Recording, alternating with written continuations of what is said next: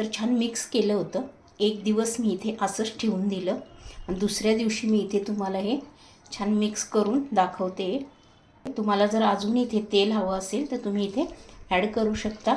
फक्त तेल गरम करायचं आणि थंड करून घ्यायचं, ते ह्याच्यामध्ये टाकायचं. इथे तुम्ही बघू शकता मस्त असं रसरशीत आणि छान मसालेदार आपलं इथे गाजर आणि मिरचीचं लोणचं तयार झालेलं आहे. आणि आपल्याला रेग्युलर जे खायला लोणचं लागत असेल तर आपण एक छोट्या बरणीमध्ये काढून घ्यायचं आणि तेच लोणचं काढलेलं आपण रेग्युलर वापरायचं. आज आपण इथे गाजराचं लोणचं बनवणार आहोत. त्यासाठी इथे मी 1.5 पावशर गाजर इथे असं कट करून घेतलेले.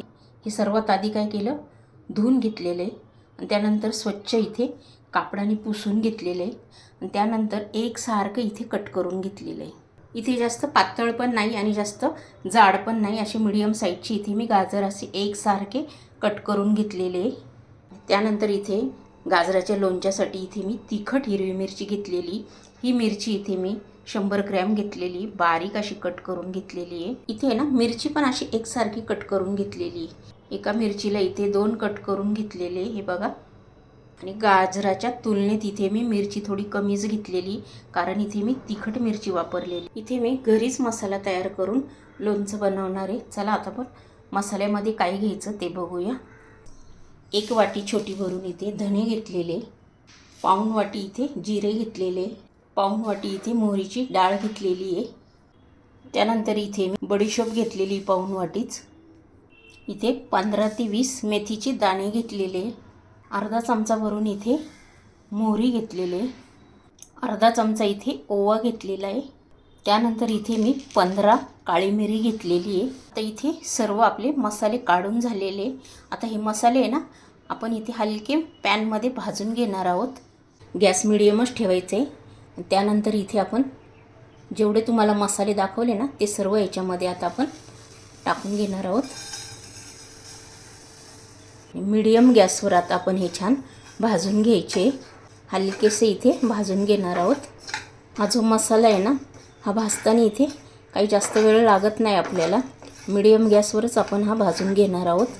ह्याच्यामध्ये मी तुम्हाला मेथीचे दाणे आणि काळी मिरी जी दाखवली ना तेवढीच टाकायची, नाहीतर मेथीचे दाणे जास्त झाले की लोणचं आपले कडवट होईल.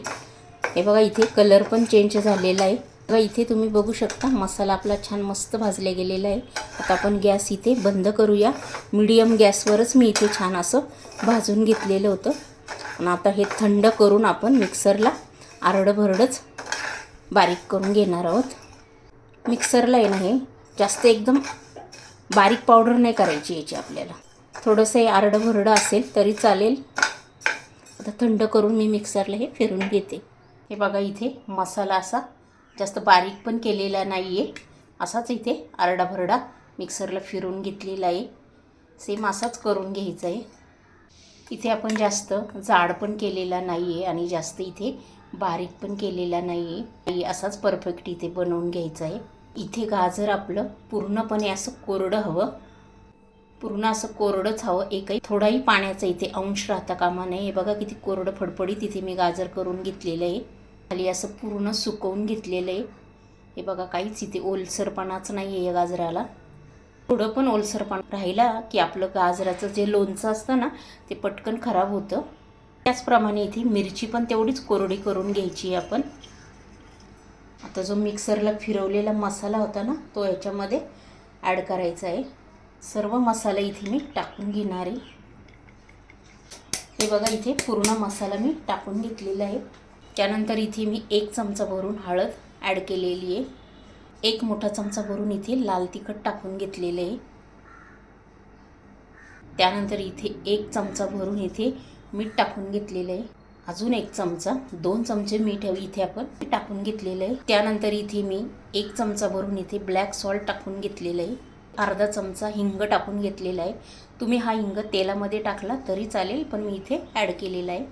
2 लिंबाचा रस असा इथे ॲड केलेला आहे. आता हे सर्व टाकल्यानंतर आपण हे छान मिक्स करून घेऊया. सर्वच साहित्य टाकल्यानंतर हे छान मिक्स करून घेऊया. ब्लॅक सॉल्ट टाकलं ना त्याच्यामुळे काय होतं आपलं लोणचं आहे ना अधिक टेस्टी होतं. पूर्ण आधी मसाला आपण हा या गाजराला आणि मिरचीला लावून घ्यायचं आहे. तेल पण आपलं इथे कडकडीत गरम करून घेतलेलं आहे. ते थोडंसं थंड पण झालेलं आहे. हे बघा इथे छान मस्त मिक्स झालेलं आहे.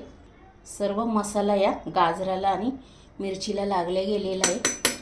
आता इथे आपण जे तेल गरम करून घेतलं होतं ना ते इथे टाकून घेणार आहोत. तर तेल टाकल्यानंतर पण पुन्हा एकदा हे छान मिक्स करून घ्यायचं आहे.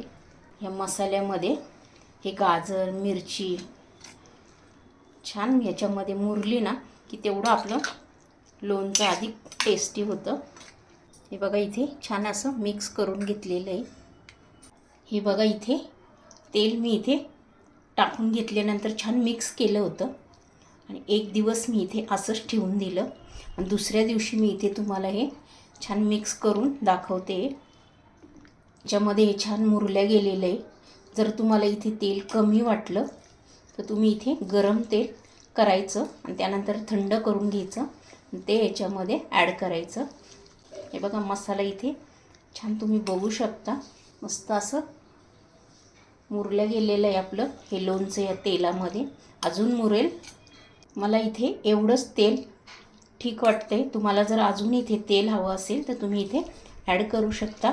फक्त तेल गरम करायचं आणि थंड करून घ्यायचं ते याच्यामध्ये टाकायचं. इथे तुम्ही बघू शकता मस्त असं रसरशीत आणि छान मसालेदार आपलं इथे गाजर आणि मिरचीचं लोणचं तयार झालेलं आहे. बनवणार ना तुम्ही मी ज्याप्रमाणे दाखवलं ना त्याचप्रमाणे असं गाजर मिरचीचं लोणचं.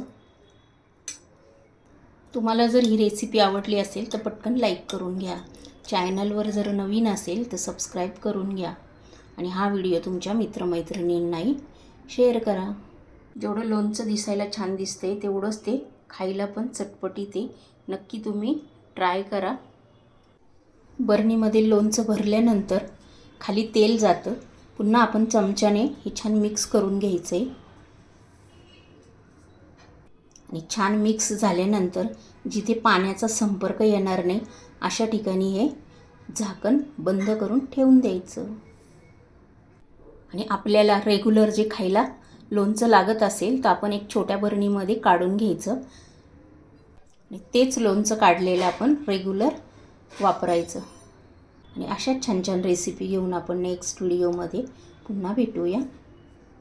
तोपर्यंत बाय.